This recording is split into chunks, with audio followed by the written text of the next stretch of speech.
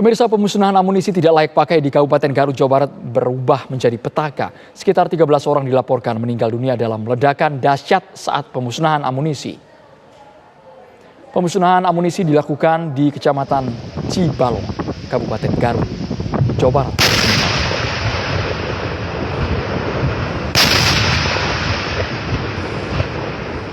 Jauh tuh lemparnya.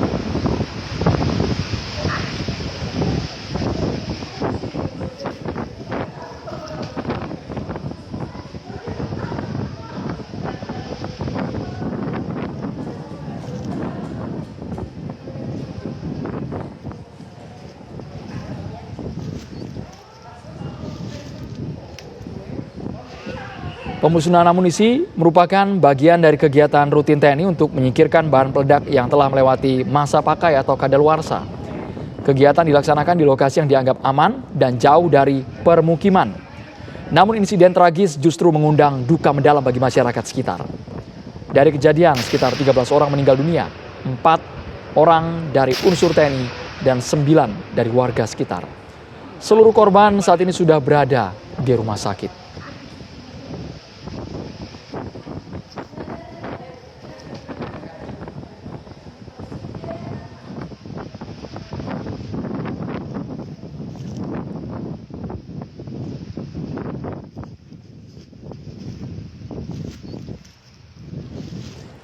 Sudah bergabung bersama kami Dr. Rizal Zulham Bakhtiar, Kepala Unit IGD RSUD Pamengpeek, Garut, Jawa Barat. Selamat sore dokter, kami ingin tahu bagaimana kondisi korban, baik itu yang selamat, yang luka, dan juga yang meninggal dunia. Dr. Bakhtiar.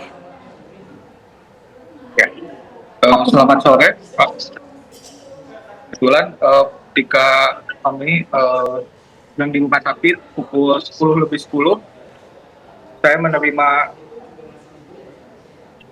kiriman jenazah. Semuanya sudah keadaan kondisi meninggal dunia, dan yang dievakuasi itu sekitar 13 orang. Untuk semuanya korban meninggal dan tidak ada yang luka-luka atau selamat.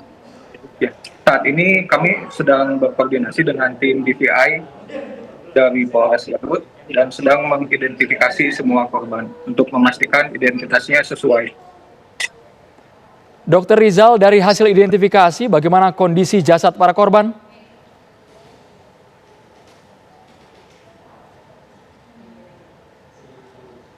Dr. Rizal. Dr. Rizal masih tersambung bersama kami. Inilah kondisi terkini di rumah sakit, pemirsa, sekitar pukul 10 waktu Indonesia Barat ketika jenazah para korban yang dibawa ke rumah sakit dari lokasi ledakan. 13 orang ini merupakan korban jiwa atau yang meninggal dunia karena berada di dekat lokasi ledakan amunisi yang sudah dianggap kadaluarsa.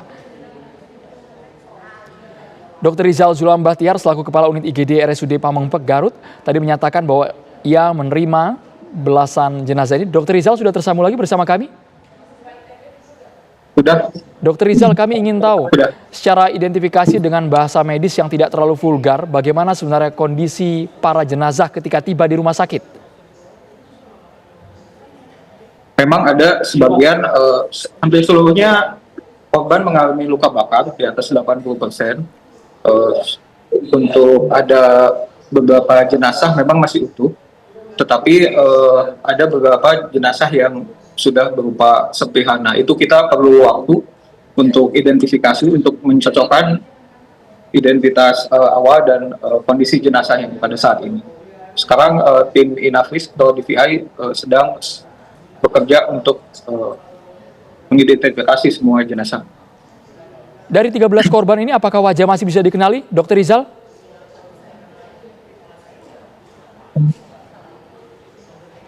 Untuk sebagian besar masih bisa dikenali, tapi yang setengah ya lagi itu perlu identifikasi lebih lanjut, karena memang ada beberapa korban yang luka bakarnya sampai ke daerah wajah, sehingga kami agak kesulitan untuk mengenali. Pengamatan dari dunia medis, apakah ada serpihan, mungkin serpihan berupa sisa-sisa amunisi yang melekat pada tubuh korban? Itu sedang diperiksa. Sekarang kita kita sedang memeriksa bersama tim Inavis. Nanti setelah itu baru bisa dipastikan itu apakah ada serpihan atau tidak di jenazahnya. Luka bakar 80% ini apakah dialami oleh semua jasad, Dr. Rizal? Iya, rata-rata semua korban mengalami luka bakar di seluruh tubuhnya. Rumah sakit apakah dikasih tahu, Dr. Rizal, jarak posisi orang dengan sumber ledakan? Kami belum bisa memastikan dan belum bisa menerima informasi yang jelas dari yang di lapangan.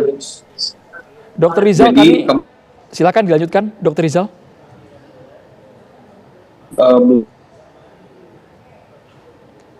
Dr. Rizal, untuk atribut atau pakaian, apakah masih ada yang tersisa dari para korban?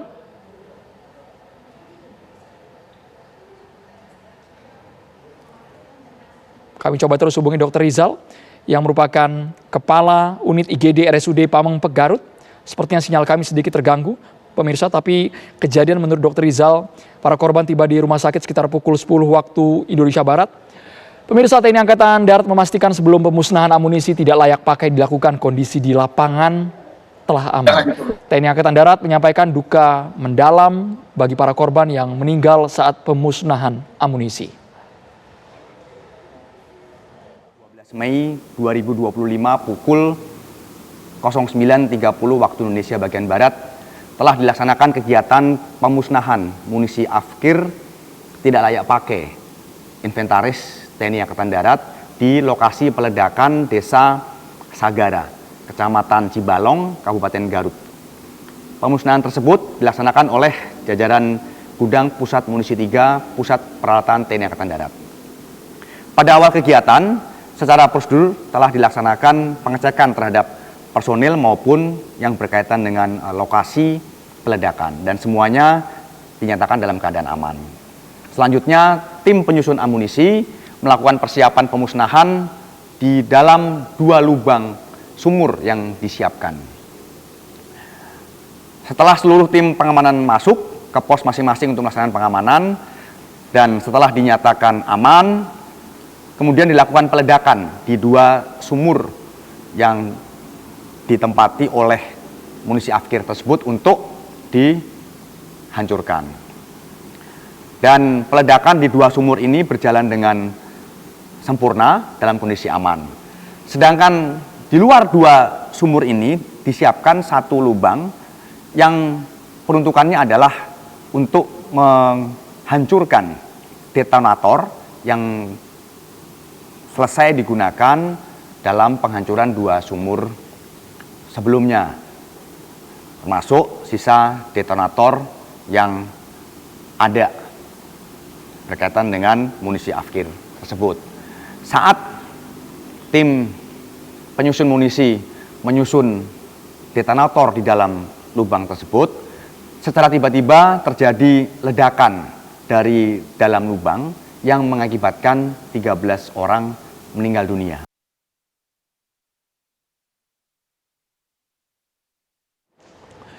Saat ini sudah bergabung kembali bersama kami Kepala Unit IGD RSUD Pamengpeek Garut, Dr. Rizal Zulham Bahtiar.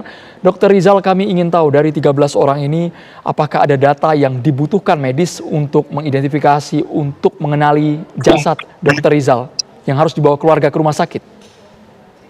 Ya, tentunya kami sudah berkoordinasi dengan tim polisi dan seluruh korban. Itu sekarang sedang proses pengumpulan data dari identitas dan data-data teman. Butuh berapa lama dokter untuk melakukan proses pengenalan terhadap jasad? Kami belum bisa memastikan, ya kami sedang bekerja dengan tim Inavis. Mungkin semoga bisa secepatnya semua korban teridentifikasi. Tapi sesungguhnya Dr. Rizal, ini keluarga apakah sudah bisa melihat, meskipun mohon maaf kondisinya sangat-sangat mengenaskan, apakah memungkinkan keluarga untuk melihat kondisi jasad keluarganya, Dr. Rizal? Sampai saat ini belum diperbolehkan keluarga. Sementara kita masih mengumpulkan identitas awal untuk identifikasi korban. Apakah ada rencana untuk tes DNA, Dr. Rizal, bagi keluarga? Saya belum bisa memastikan, nanti kita tunggu koordinasi dengan tim DVI apakah diperlukan atau tidak. Baik, untuk tapi ke depan. sejauh ini Dokter Rizal penanganan masih dipusatkan di RSUD Pamengpek atau ada rekomendasi Ya, dibawa ke rumah sakit di Bandung, mungkin di Jawa Barat, di kota lainnya? Sementara masih di Rumah Sakit Pamengpek dan tim Inavis sedang mengambil data-data untuk seluruh para korban. Dokter Rizal, kami juga ingin tahu informasi mengenai korban luka. Apakah dokter juga menangani para korban yang mengalami luka? Sampai saat ini tidak ada korban luka yang datang ke rumah sakit kita. Dan semuanya dalam kondisi meninggal dunia. Baik. Tapi sebenarnya kalau untuk peralatan medis, prasarana-sarana untuk di Pamengpek sendiri, apakah memang semuanya terpusat di RSUD Pamengpek atau ada klinik atau rumah sakit sejenis, Dokter Rizal? Untuk di daerah Garut Selatan memang semua pusat rujukan dan sarana memang dipusatkan di rumah sakit Pamengpek. Pak. Dokter Rizal tahu persis jarak posisi sumber ledakan dan rumah sakit jauh atau dekat, Dokter Rizal? Saya belum bisa mengetahui secara pasti, cuman dari tadi saya menunggu korban dari lokasi ke rumah sakit itu butuh perjalanan sekitar 30 menit. Tapi untuk jarak pastinya saya belum mengetahui pasti. Baik, tapi dari kondisi para jenazah, dokter, sekali lagi kita gunakan bahasa yang tidak vulgar, kami juga tidak mau menyakiti keluarga korban. Kalau dari kondisi para jasad ini apakah menggambarkan antara ledakan dan juga manusianya berjarak sangat dekat sekali, Dokter Rizal?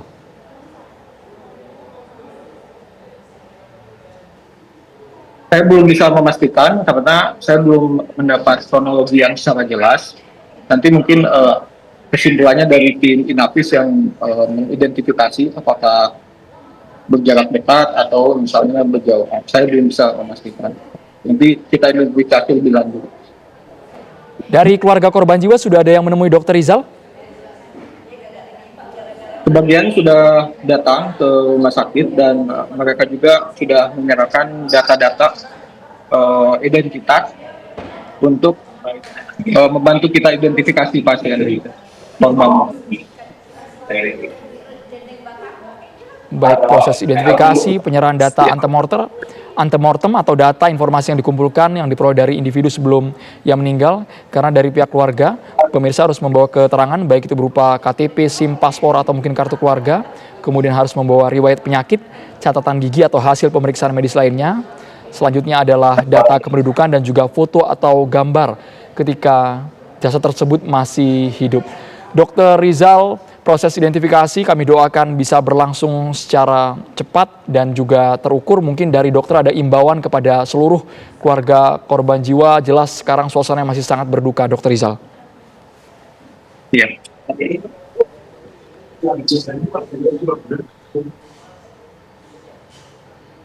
Ada yang ingin disampaikan mungkin dari Dokter Rizal?